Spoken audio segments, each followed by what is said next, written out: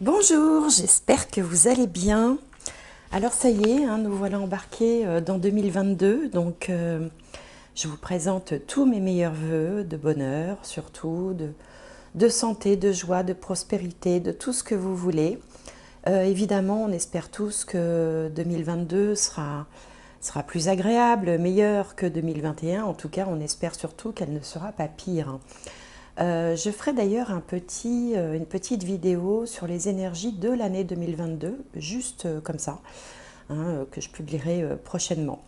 Avant de démarrer ces guidances par signe, je voulais dire que ça y est, les 3 personnes qui m'ont sollicité pour des guidances gratuites suite à mes vidéos du mois de décembre ont reçu leur petit message. Elles auront donc droit à leur guidance avec moi.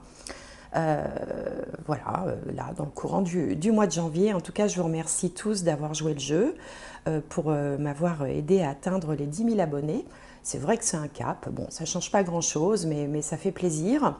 Et puis, ça m'encourage à continuer parce que toutes ces vidéos, c'est quand même... Ça demande du temps, ça demande de l'énergie. Et parfois, je peux être atteinte d'une certaine lassitude qui pourrait me conduire à arrêter. Bon, mais comme je vois que ça fait du bien à certains, si j'en crois les commentaires, certains me disent qu'ils attendent ce petit rendez-vous avec impatience. Et bien pour tous ces gens-là, je vais continuer. Voilà. Donc je vous souhaite une merveilleuse année 2022. Comme toujours, gardez le sourire, gardez les énergies hautes. Regardez le verre à moitié plein plutôt que le verre à moitié vide. Et puis surtout, portez-vous bien. On se retrouve tout de suite pour les premières guidances. Alors, le prochain signe, celui-ci, les Vierges. Alors, les Vierges, qu'est-ce qu'on va vous annoncer de beau? On va regarder tout de suite avec l'oracle de la sagesse de l'oracle plutôt. Alors, un message pour vous, pour les Vierges, pour 2022. Allez, pour les Vierges, 2022. Ici et maintenant. Ici et maintenant. Alors, je vous montre. Je vous montre la carte. Donc, on a une personne qui semble sortir d'un œuf. Au milieu, on a une fenêtre. Et puis, on a 2 directions en bas. Cette carte porte le numéro 32 qui donne 5 en numérologie, qui parle de changement. Le 5, c'est toujours la possibilité de changer.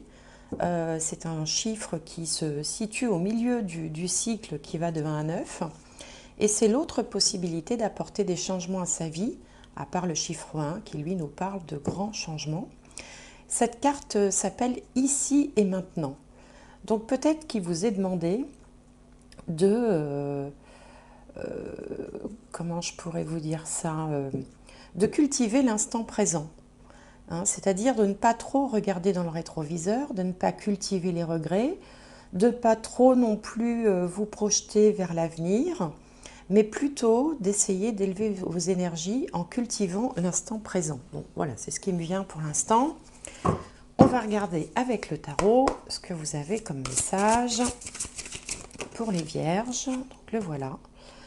Le 5 de terre, donc on vous parle d'inquiétude relative à l'argent, avoir la sagesse d'accepter l'aide d'autrui, composer avec les incertitudes du travail autonome. Bon, des inquiétudes relatives à l'argent. Accepter l'aide d'autrui. Bon, écoutez, on va voir plus en détail. Alors, je vais procéder un petit peu différemment. Je vais faire des tirages un peu différents là pour cette nouvelle année. Donc, je vais disposer les cartes parce que vous verrez, il y a pas mal de cartes. Et pour ne pas prendre du temps sur la vidéo, parce que ce n'est pas très intéressant de voir ça, et puis ça prend de la longueur de vidéo pour rien, je vais les disposer. Je reviens tout de suite. Alors voilà, j'ai disposé 4 petits paquets. Le premier va nous parler de votre vie sociale ou vie professionnelle. Celui-ci de toute la sphère relationnelle, affective, sentimentale. Celui-ci sera relatif aux biens matériels et aux finances. Et le dernier paquet ici nous parle de la surprise, ce qui peut se présenter à vous au cours de cette année 2022 que vous n'aviez pas forcément anticipé, pas forcément planifié. Alors, on démarre tout de suite avec la vie professionnelle et sociale. Alors, on a ici une carte qui s'appelle l'adaptabilité. La lune en Gémeaux avec le chiffre 3. Alors, je vous la montre un petit peu, voilà. Alors, l'adaptabilité, on voit déjà un personnage qui a plusieurs bras. Chaque bras est occupé, chaque bras fait quelque chose. Donc, tout de suite, ça nous donne une tendance pour votre vie sociale ou votre vie professionnelle avec beaucoup de mouvements, beaucoup d'activités différentes. Cette carte s'appelle quand même l'adaptabilité, donc il y a une notion comme ça de polyvalence, il y a une idée comme ça de vivacité, de dynamisme. Il y a beaucoup de communication aussi, beaucoup d'échanges, beaucoup de rencontres. Il va y avoir du monde autour de vous dans votre vie professionnelle. Déjà, la Lune, c'est un astre qui change très vite, qui change de forme tous les jours. Et puis, le Gémeaux, c'est quand même l'un des signes du zodiaque les plus... j'ai envie de dire, c'est pas turbulent le mot, mais voilà, il est toujours en mouvement, il s'intéresse à plein de choses, il va, il vient, il est très mobile, il y a beaucoup de mobilité. Donc là, ça annonce quand même une année qui va être riche en mouvement, en déplacement, en communication, en rencontres en tout genre, qui va peut-être aussi nécessiter de votre part de devoir vous adapter, comme le dit la carte, de devoir être en perpétuel mouvement, changement. Mais il y a quelque chose de positif et de dynamique parce qu'il y a aussi beaucoup d'échanges, beaucoup de rencontres, beaucoup de paroles aussi. C'est une carte un petit peu aussi de bavardage, d'échanges. D'échanges verbaux, d'échanges écrits. Il y a beaucoup de... Il y a un relationnel comme ça, professionnel ou social, qui va être très important. Bon, voilà ce que me dit cette première carte. Alors, on va voir ce que nous dit le tarot. Le tarot, on a la tour, The Tower. Alors, je vous montre la carte. Donc, dans le jeu de tarot traditionnel, généralement, il s'agit d'une tour foudroyée. Ici, bon, je ne sais pas trop ce que ça représente, un arbre, j'ai l'impression. Mais on a de cet arbre des papillons qui émergent. Et puis, au pied de cet arbre, on a un écureuil qui, du coup, en profite pour ramasser les noisettes qui sont tombées. Je vous montre la carte. Alors, la tour, c'est toujours signe un peu de bouleversement. Alors, le bouleversement, ça ne veut pas dire que c'est négatif, ça veut dire que ce sont des choses qui arrivent comme ça brusquement, qu'on ne les avait pas forcément anticipées. Et avec cette carte-là, ça ressemble quand même plus à une opportunité. Vous voyez, c'est bon, vous marchez dans la rue, vous baissez le nez et hop, vous voyez un billet sur le trottoir. Bon, je ne sais pas pourquoi je prends cette image-là, peut-être à cause de l'écureuil là qui profite du fait que l'arbre soit foudroyé pour ramasser les noisettes qui en sont tombées. Donc voilà, c'est pour ça, ça représente plutôt une opportunité qu'une difficulté. Et puis on a des papillons. Le papillon, c'est le symbole de la transformation. Donc, qu'est-ce que ça peut vouloir dire ramener à votre vie quotidienne ou à votre vie professionnelle? Que peut-être vous allez avoir des opportunités qui ne seront absolument pas prévues, qui vont vous obliger aussi peut-être à vous adapter, parce que du coup, voilà, si vous voulez saisir toutes les opportunités qui se présentent, eh bien, il va peut-être falloir réviser vos plans, faire preuve d'astuce, de rapidité, voilà, avoir l'esprit comme ça, l'esprit l'esprit opportuniste. Excusez-moi, je cherche un petit peu mes mots aujourd'hui. Donc, il me semble ici que c'est plutôt l'annonce d'une opportunité, vraiment d'un coup de chance en fait. Alors, dans un autre domaine, ça peut être aussi une prise de conscience, une espèce d'éveil. On réalise quelque chose, on a comme ça un matin, on a une idée plutôt bonne, plutôt fulgurante qui vous arrive, vous savez, du style, ah bah tiens, si j'essayais ça et si je faisais comme ça, et si je tentais ce truc-là. Il y a comme ça, voilà, c'est quelque chose qui arrive d'un coup.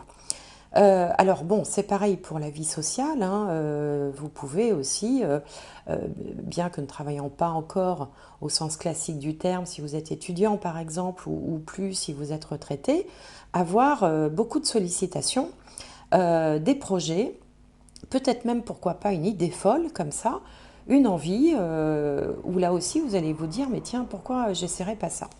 Donc il y a quelque chose comme ça de très...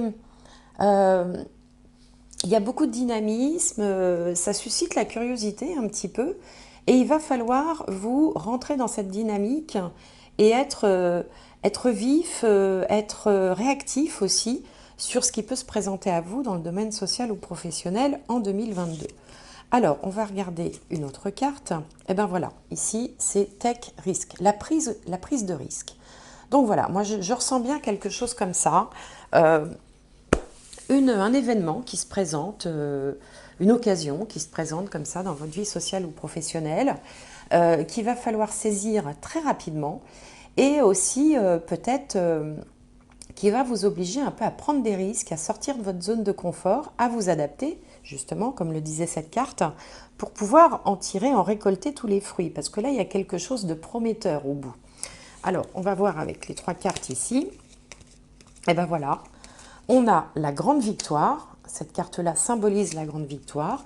Ici, on a une indication de temps, c'est le printemps. Alors, ça peut être le printemps dans le calendrier, mais ça peut être aussi, ça peut symboliser un renouveau, hein, quelque chose de nouveau. Le printemps, c'est le moment où toute la nature émerge, sort de terre. Donc il peut y avoir comme ça vraiment une occasion avec un coup de chance assez phénoménal. Et en plus, vous avez ici la protection divine avec ses mains comme ça ouvertes, où vous n'avez plus qu'à attendre que ça tombe. Il y a une protection divine, il y a de l'abondance, il y a du succès, de la réussite. C'est un très très beau tirage qui, avec, alors je serais curieuse de savoir hein, quel sera cet événement ou cette opportunité qui se présentera à vous et qu'il faudra bien saisir pour vous amener vraiment que du positif. Hein, donc là, voilà, ce premier chapitre, la professionnelle et sociale, est très très positif. Alors, on va regarder la vie financière, enfin les finances, les biens matériels, parce qu'on sentait ici une petite inquiétude quand même. Hein.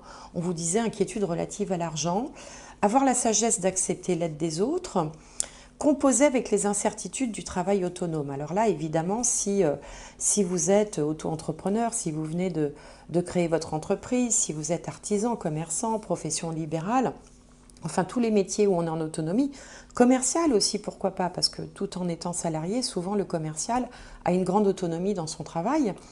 Eh bien, bon, déjà, on vous annonce quand même des choses, des opportunités, la grande victoire, l'abondance. C'est plutôt réconfortant puisque, bon, effectivement, tout ce qui est relatif à l'argent est quand même en lien avec la vie professionnelle, naturellement. Donc, on va regarder ce que nous dit maintenant les cartes. Nous disent les cartes, pardon. Alors, voilà, là, on a l'exaltation, la lune en taureau. Alors la lune en taureau, effectivement, en astrologie, on dit qu'elle est exaltée, c'est-à-dire qu'elle est, elle est passionnée, elle a du mal à se tenir, il y a une espèce d'effervescence comme ça. Alors, c'est très bien d'avoir cette carte-là dans cette position-là, parce que le taureau, c'est un signe de terre, et c'est le signe qui est relatif à l'argent. C'est le deuxième signe, il correspond à la maison 2. La maison 2, en astrologie, d'ailleurs, ben voilà, ça porte le chiffre 2, ça représente les finances, les biens matériels, les compétences aussi, parce que ça fait partie des acquis. Et là, on a une espèce d'effervescence comme ça, qui se produit dans le domaine des finances, une espèce d'excitation. Donc c'est plutôt positif, parce que s'il y avait des difficultés, vous ne seriez pas forcément dans une excitation, vous seriez plutôt dans des énergies basses. Là, vous n'êtes pas du tout dans des énergies basses, au contraire, regardez cette carte de plus près, elle est très vive, très colorée, et on voit au-dessus des petits rubans en bas, comme 2 cornes d'abondance. Souvent ici, là, c'est l'imagerie classique de la corne d'abondance, avec une espèce de coupe un peu en forme de corne, dont sort des fleurs, des fruits, enfin il y a plein de choses. Donc là, tout de suite, moi, ça m'évoque, alors, soit un rétablissement financier si vraiment vous étiez dans des difficultés financières, soit au contraire la possibilité d'avoir un gain alors j'en connais pas la provenance, hein, quelque chose qui va vraiment vous exciter, vous émoustiller. Alors on va voir ce que va nous dire le tarot. On a le roi de coupe. Alors le roi de coupe, c'est pas forcément, il n'est pas forcément en lien avec le domaine matériel. Vous voyez, il est assis sur quelque chose qui flotte au milieu de l'océan là, ou en tout cas sur une étendue d'eau. Autour du cou, il a un collier avec un petit poisson. Alors les poissons en astrologie et puis aussi dans certaines symboliques représentent l'argent, hein, parce que c'est fluide, parce que ça circule. Le poisson, c'est le signe, c'est le signe de l'argent. Par exemple, si vous prenez le petit Lenormand, la carte des poissons représente l'argent, hein, voilà, avec la carte de l'ours également.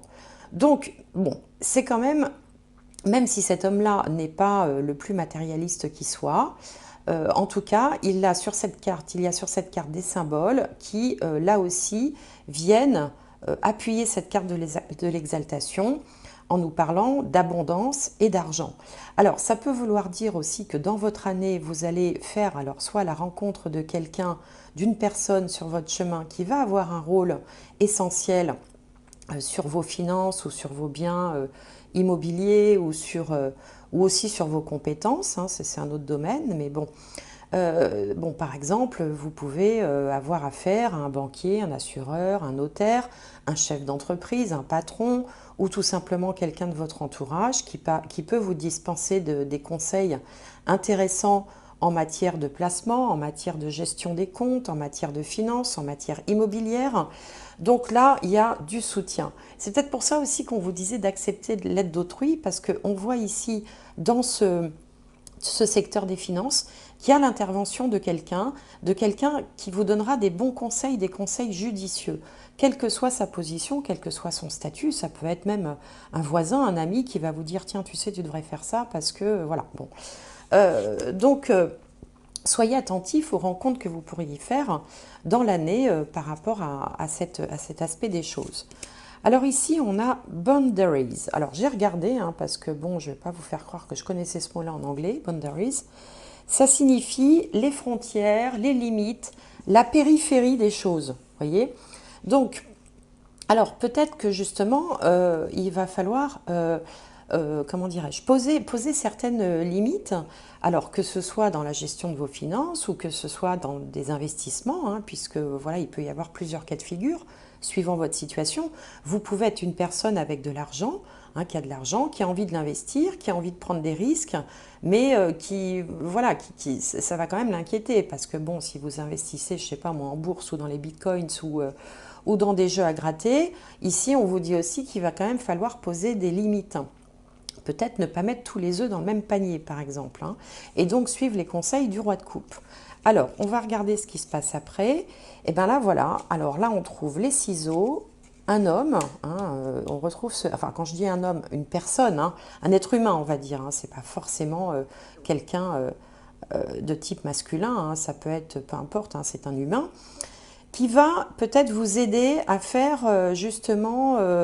vous voyez, on a les ciseaux en dessous les limites, donc il va vous permettre un petit peu de cerner, enfin de mieux gérer votre budget ou votre argent, ou ça peut être aussi en lien avec un héritage, une succession, ça peut être aussi, par exemple, devoir mettre…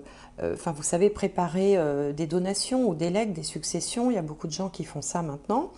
Et en tout cas… En dessous l'exaltation, on va trouver la carte du trèfle, de la chance. Donc franchement, si vous êtes dans des inquiétudes relatives à l'argent, ici, ce secteur-là, vraiment vous indique, vous donne l'information, on va dire, que les choses non seulement vont s'arranger, mais risquent même d'être mieux que ce que vous imaginiez. Donc pas d'inquiétude à avoir, il faut suivre simplement les conseils peut-être de la personne que vous croiserez dans l'année, qu'elle se présente sous les traits d'un notaire, d'un avocat, d'un banquier, d'un assureur, d'un patron, d'un ami, de quelqu'un de votre entourage, et poser un petit peu certaines limites, voilà, pour pas être trop dans l'exaltation justement, hein. Alors l'exaltation, ça peut représenter aussi le fait de faire des dépenses un peu inconsidérées. Hein. Ça peut représenter le fait ben voilà, d'être un peu trop dépensier, on va dire. Et là, ben, on retrouve encore le côté limite qu'on va vous demander peut-être de mettre en place. Bien que vous soyez accompagné quand même par la chance, il faudra peut-être pas aller outre mesure, on va dire. Ça peut aussi être interprété de cette façon-là. Alors, on va regarder maintenant le domaine, la sphère relationnelle. Alors, pourquoi relationnel? Parce que, bon, c'est tout ce qui va impliquer des émotions, tout ce qui va impliquer de l'affect. Alors, ça peut être évidemment un conjoint, un amoureux, ça peut être les enfants, la famille, les parents, les amis, tous les gens pour qui vous avez comme ça une considération affective. Alors, qu'est-ce qu'on a de beau? On a l'empathie, la lune en poisson. Donc l'empathie, je vous montre la carte, on a, je pense, un petit garçon qui est en train de caresser un chien. Alors le chien, c'est toujours, ça représente toujours la fidélité, la loyauté, la bienveillance. Hein. Le chien, bon, on dit que le chien, voilà, c'est le fidèle ami de l'homme. Et puis, on a en dessous un petit oiseau là, qui porte dans son bec une pierre précieuse. Et on a l'oreille attentive qui va représenter l'écoute, bienveillante, l'écoute active que vous pouvez recevoir de votre entourage, mais que vous pouvez aussi, l'oreille amicale que vous pouvez aussi prêter à votre entourage. Bon, c'est une carte de la lune. La lune en poisson, moi, ça me fait penser quand même beaucoup aussi à l'intuition. Hein, la lune symbolise l'intuition. Le poisson, c'est relatif à la maison 12. Donc, ça peut parler des rêves, du psychisme, des capacités aussi, de clairvoyance, par exemple. Donc là, on est quand même dans une sphère relationnelle où il y a de la bienveillance, il y a de l'écoute mutuelle, on s'entraide, on est gentils les uns avec les autres, enfin il n'y a pas de difficultés particulières. Pour ceux qui seraient célibataires par exemple, eh ben, on a ce petit oiseau qui amène un petit bijou, donc peut-être aussi qu'il faut être attentif aux signes autour de vous, être à l'écoute avec cette oreille. Alors on va voir ce que nous dit le tarot. On a le 4 de coupe. Alors, le 4 de coupe, je vous montre la carte. On a une femme comme ça qui est dans une position, qui a l'air de s'ennuyer un petit peu, qui fait pas grand-chose. Elle est un peu comme si elle se disait « ouais, bof ». Vous voyez, c'est un petit peu ça l'idée, « ouais, bof ». Et puis, elle a 3 coupes, et puis on a une main en bas. Alors, je ne sais pas si vous allez voir ici, là, au-dessus de mon ongle. Il y a une main qui arrive, qui est au-dessus d'une plante, et qui amène une coupe remplie de choses de couleur arc-en-ciel, qui symbolise l'abondance, la gentillesse, la bienveillance. Donc là, moi, ça me fait dire que dans votre sphère relationnelle, effectivement, il y a de la bienveillance, il y a de l'empathie, il y a de la gentillesse, mais il y a une certaine inertie aussi. Hein. Ça manque un petit peu de peps, tout ça, comme si vous étiez... alors, soit vous êtes dans une routine bon, voilà, qui vous convient, qui n'est pas excitante plus que ça, mais qui vous convient. Soit, si vous êtes par exemple célibataire, ben, il semblerait que vous ne fassiez pas tellement d'efforts pour vous mettre en mouvement. Il y a une espèce comme ça d'inertie, ça manque d'entrain. Hein. Regardez la tête qu'elle fait, elle a l'air de s'ennuyer à mourir en fait. Hein. Vous voyez bon, donc... Là, peut-être il faudrait rehausser un petit peu les énergies, sortir de cette léthargie, même si, bon, il y a plein de gentillesse, plein de choses, plein de sentiments sympathiques comme ça qui émanent de vous, ça manque un petit peu d'entrain. Voilà, le 4 de coupe, là, ça manque un petit peu d'entrain. Alors, on va voir ce que disent les autres cartes. Alors ici, on a le reflet. Alors, le reflet de cette personne-là, c'est peut-être que bah, si vous ne vous mettez pas en mouvement pour apporter un peu de dynamisme dans votre vie relationnelle, dans votre vie sentimentale ou dans votre vie familiale, amicale, eh bien, bah, vous n'allez pas non plus attirer de l'autre côté beaucoup beaucoup d'indicateurs comme ça, de joie, de plaisir. Vous pouvez rester dans une forme d'ennui, dans une forme d'apathie. Bon, donc en fait là, il faudrait, si vous avez le sentiment de vous ennuyer un peu, d'être un peu esselé, de voilà, qu'il ne se passe pas grand-chose de très excitant, eh bien, ce que vient nous dire ce jeu ici, c'est que il faut aussi s'en donner les moyens, en fait, hein, et essayer de sortir de cette voilà, de son cocon, peut-être sortir de chez soi, peut-être aller au devant des gens, hein, des gens de votre entourage ou au-devant de l'inconnu aussi, hein, pour pouvoir apporter un peu plus de surprise, hein, dans cette vie relationnelle. Alors, qu'est-ce qu'on a ici? Voilà, on a la carte des hauts et des bas, hein, donc vous pouvez effectivement passer par des phases un peu d'ennui, un coup ça va, un coup ça va pas, un coup j'y crois, un coup j'y crois plus, que ce soit dans une vie de couple ou dans une vie de célibataire. On retrouve là cette oreille, hein. Là on a deux fois l'oreille, vous voyez, c'est quand même... bon, c'est pas très joli une oreille comme ça, surtout quand il n'y a pas la tête avec, mais on a quand même deux fois l'oreille. Où vraiment, là, je pense que le jeu semble insister sur le fait de vous dire, d'écouter peut-être les conseils des gens autour de vous qui vont vous dire, allez, bouge-toi, sors, vois du monde. Alors ça, c'est si vous êtes célibataire. Si vous êtes en couple, bon, bah écoute, fais quelque chose. Il faut sortir de ce ronron, de ce côté plan-plan, peut-être dans lequel certains d'entre vous, alors évidemment ça ne concernera pas tout le monde, hein, vous êtes peut-être un peu enfermés. Et puis ici on a la carte de la spiritualité qui vous dit aussi d'écouter peut-être pour le coup là, votre petite voix intérieure qui sera sûrement votre meilleur guide et qui vous permettra de lutter contre des moments un petit peu de morale un peu en dents de scie. Hein. Donc rien de négatif, hein, parce qu'il y a quand même cette carte autour de vous, on sent que, bon, il y a de l'amour, il y a des gens en qui vous tenez et qui tiennent à vous aussi, mais ça manque, il faudrait un petit peu donner un rythme un peu plus enlevé à tout ça, hein, que vous soyez en couple ou célibataire, ou qu'il s'agisse de relations avec, peu importe, hein, des gens que vous aimez, les amis, des collègues, même si vous êtes proche de certains collègues, la famille... enfin tout votre cercle en fait affectif, j'ai envie de dire, hein, c'est-à-dire les gens pour qui vous avez de l'affection. Alors, on va regarder maintenant la surprise. Alors, qu'est-ce qu'on a ici? On a l'agitation. Mercure en bélier, le chiffre 1, l'agitation. Donc là, ça nous ramène quand même à l'adaptabilité de tout à l'heure. Mercure, hein, c'est toujours cette planète qui est très remuante, qui bouge beaucoup, qui est très dans l'échange, dans la communication. Et puis le bélier, c'est celui qui va donner l'impulsion aussi, hein, c'est le premier signe du zodiaque. Donc ces deux-là mis ensemble, effectivement, ça peut donner une certaine agitation, parce que l'un, on a toujours du mal à le contenir, hein, le bélier, hein, il faut toujours qu'il aille de l'avant, il ne peut pas s'en empêcher. Et puis Mercure, lui, il n'arrête pas de gigoter, de bouger, de parler, il est tout le temps en mouvement, il est extrêmement vif, extrêmement souvent brillant d'ailleurs dans les échanges. Donc là, la surprise de l'année se présente justement, alors c'est complètement à l'inverse de cette sphère-là où vous aviez l'air d'être un peu endormi, un peu renfermé, comme ça, un petit peu à l'arrêt. Là, d'un seul coup, tout se met à bouger très vite dans tous les sens, avec cette idée quand même de communication.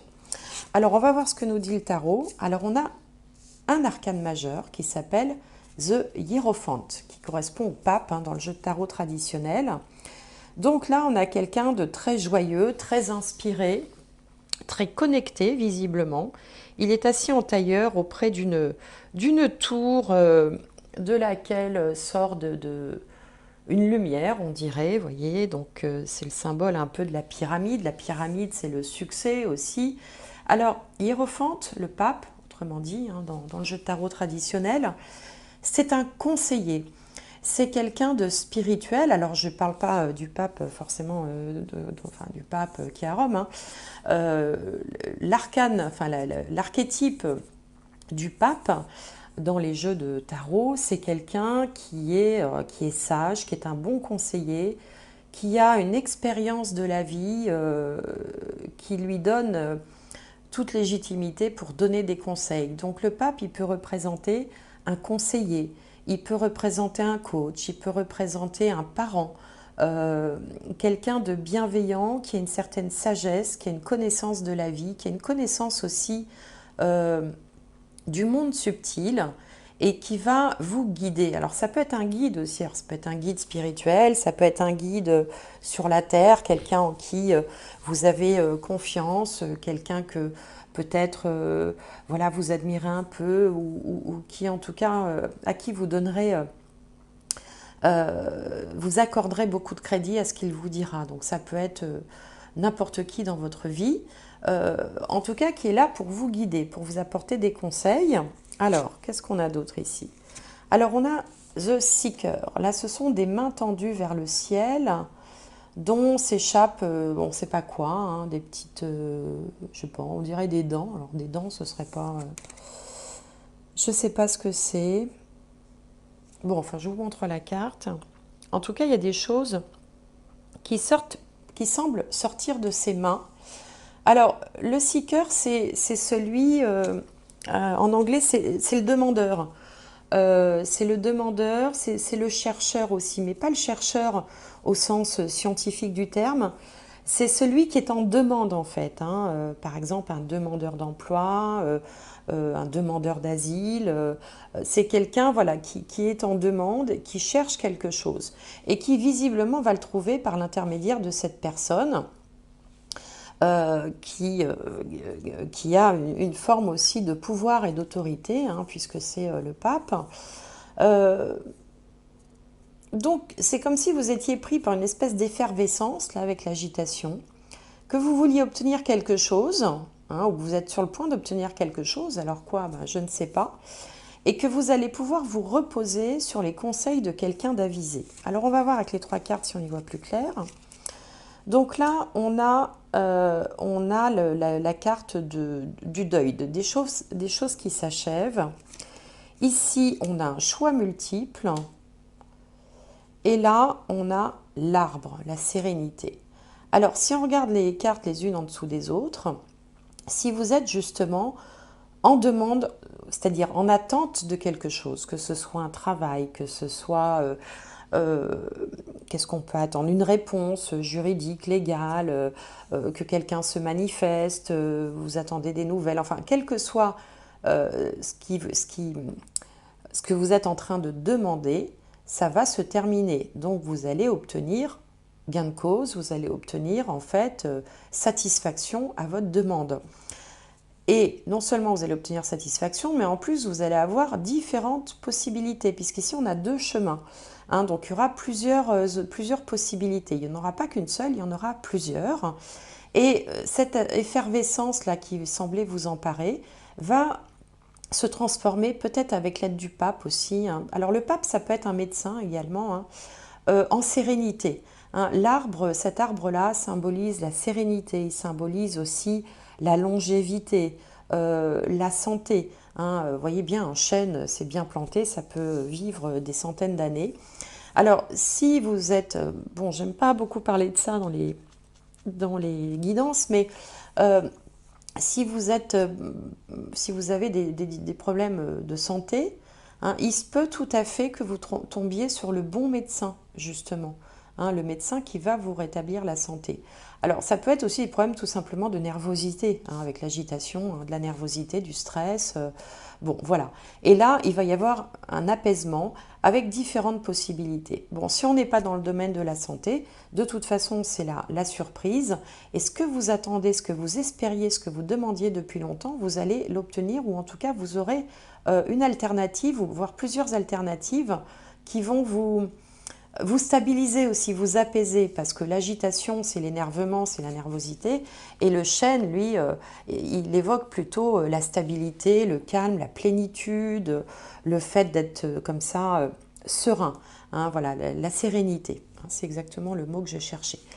Donc, si on devait se résumer là depuis le début, Bon, vous démarrez peut-être l'année avec quelques inquiétudes ou voilà, un petit stress, peut-être lié aussi à l'inconnu, tout simplement, de ce que peut vous amener ou pas cette année-là. On démarre l'année en se disant, bon, mon Dieu, je croise les doigts, pourvu qu'elle soit bonne, pourvu qu'il ne m'arrive pas de tuiles. Bon, donc vous êtes peut-être un peu dans ces énergies-là. On voit ici que vraiment, il n'y a pas lieu de s'alarmer. Pour vous aider peut-être à vous apaiser dans cette agitation, parce qu'il y a quand même des signes de stress un peu, on vous conseille de cultiver l'instant présent, hein, comme je le disais en début de vidéo, donc je comprends maintenant pourquoi on a cette carte-là, euh, de changer certaines choses, mais de pas non plus être trop dans l'excitation, l'effervescence, d'y aller tranquillement, sereinement, voilà, accompagné par, alors ici, en matière de finances, par cet homme qui donnera des bons conseils, et là, par un coach, un guide, ou peut-être même votre voix intérieure, ou quelqu'un de présent sur le plan physique, qui va peut-être essayer parfois qui va vous remettre dans la bonne voie, sur les bons rails, s'il y a des débordements d'un côté ou de l'autre. Alors ça peut être des débordements un peu d'excitation, puis ça peut être des périodes de bas sur le plan relationnel, ou là à l'inverse, il vous a demandé de mettre un petit peu plus de peps, hein, dans votre relationnel avec les gens que vous aimez, de ne pas vous laisser, voilà, entraîner dans une espèce de routine, hein. La routine n'est pas bonne, sortir peut-être un petit peu de la routine. Et puis ici, quelque chose que vous attendez, que vous allez recevoir et qui va vous apporter une grande sérénité. Alors, je vais tirer une dernière carte pour les Vierges pour l'année 2022. Petite synthèse, la voilà. La non-résistance. En acceptant votre responsabilité des choses, la solution émerge.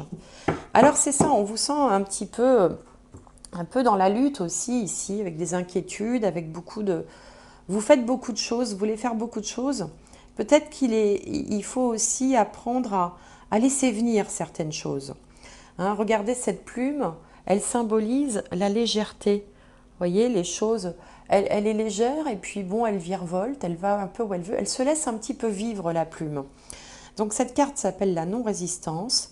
Et puis on vous dit d'accepter votre responsabilité des choses pour que la solution émerge. Voilà, pour apporter aussi un petit peu, ne pas résister, pour apporter un peu de légèreté à votre vie en 2022. Voilà, mes Vierges, j'espère que cette guidance vous aura plu. N'hésitez pas à me faire part de vos commentaires, à me dire si ça vous parle ou pas. Quant à moi, je vous souhaite une excellente année 2022. Je vous souhaite d'obtenir tout ce que vous souhaitez, de l'amour, la santé, l'argent, le succès, la victoire, le bonheur, la liberté, toutes les valeurs qui sont chères à votre cœur, de la bienveillance, du plaisir, du partage. Et j'espère vous retrouver prochainement.